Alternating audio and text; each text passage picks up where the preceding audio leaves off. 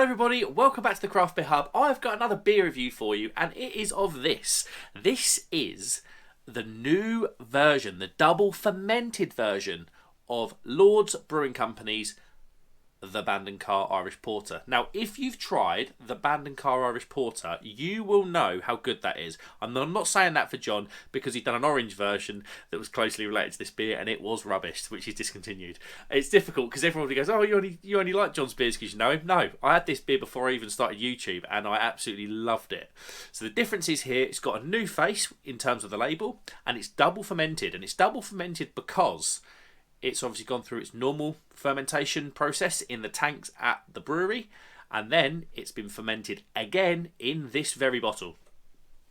Now, the Bandon Car, I said it, proper porter, not full of rubbish, not full of all this other stuff. It was just a normal, decent porter. And in a world where every porter seems to have raspberries, ice cream, caramel, rattle, the honeycomb, the list goes on. It was just a proper, decent porter, and I'm excited for this. I'm excited to try it. I can't really remember. It was probably 18 months ago now that I had the canned version, so I'm excited to try the bottled version. I just can't remember.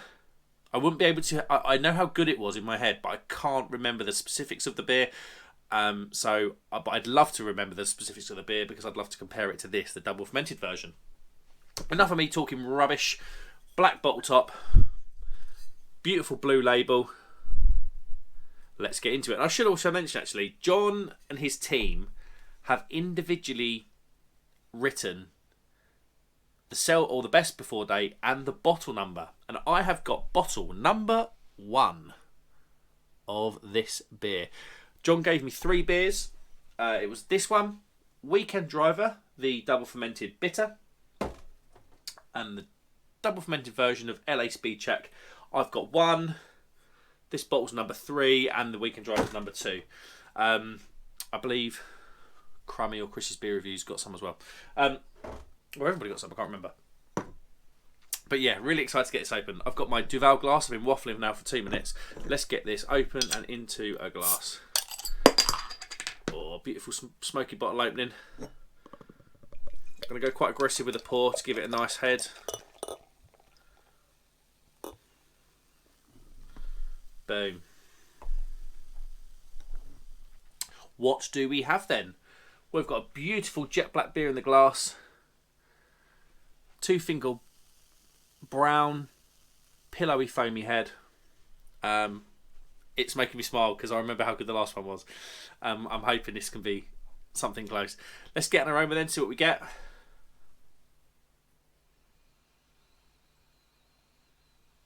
Lovely, proper roasted coffee, roasted chocolate. Dark, sort of sweet bread that you get out of the bakery.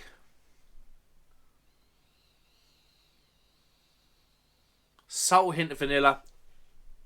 And it's almost got, and I think that vanilla's kind of leading me down a bit of a garden path.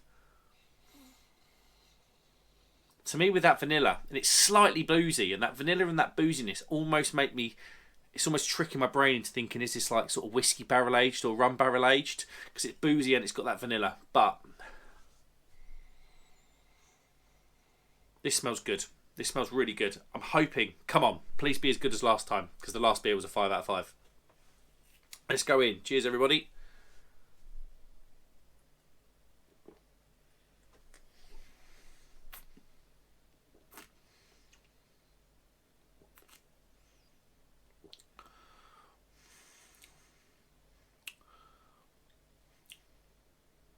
That's nice. Did I say the ABV on this? What is the ABV? 5%. Very drinkable, 5%.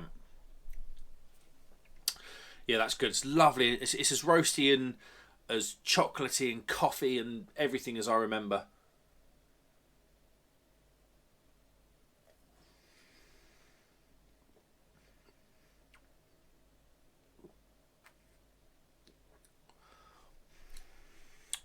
Definitely getting those dark fruits.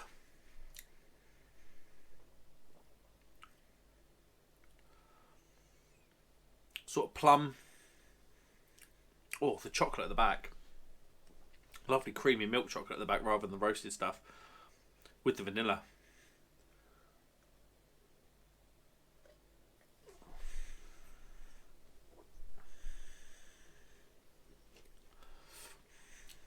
Yeah. That's good. That is good. I can't remember. I wish I could remember the specifics of the last beer or the previous brew of this. Because obviously this is... I'd imagine they've probably gone a year, maybe more. Maybe even not that much. Would they have had it... It's been over a year since I've tried it. It's lovely and roasty. It's no nonsense. There's a couple of layers of chocolate in there. You get the dark roasted chocolate up front, then you get the milky chocolate at the back.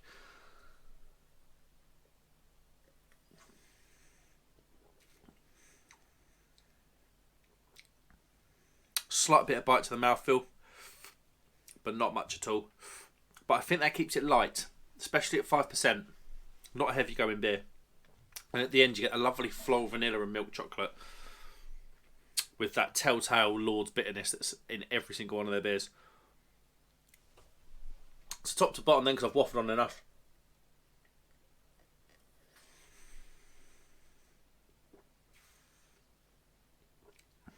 Dark bread, toasted bread almost.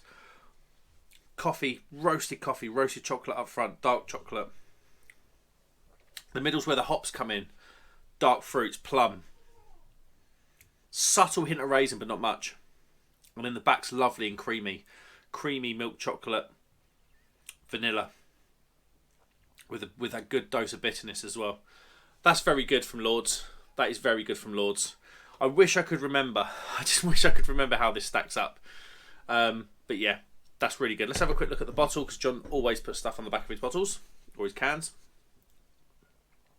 Malted barley, wheat, oats, hops and yeast. Bottle fermented, obviously.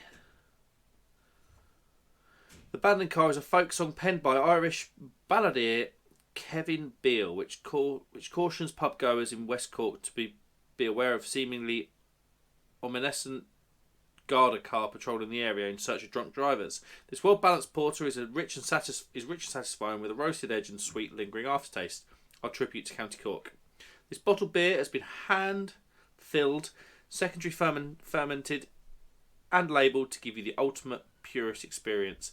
This beer is completely unfiltered and will contain sediments.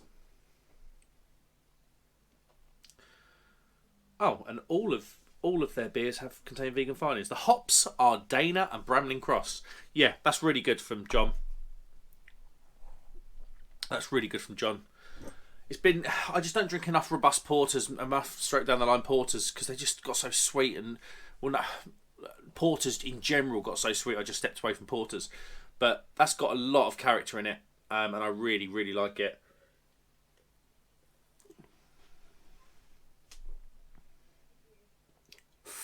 I'm gonna dial it back slightly. I'm gonna rate that 4.5 out of 5. I think that's really nice.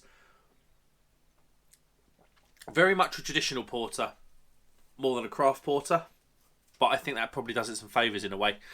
It's just maybe sort of more at the traditional drink than the craft beer drink, and that's not a bad thing. That's not a bad thing. If you want to revert back to a normal porter, this is the perfect place to come.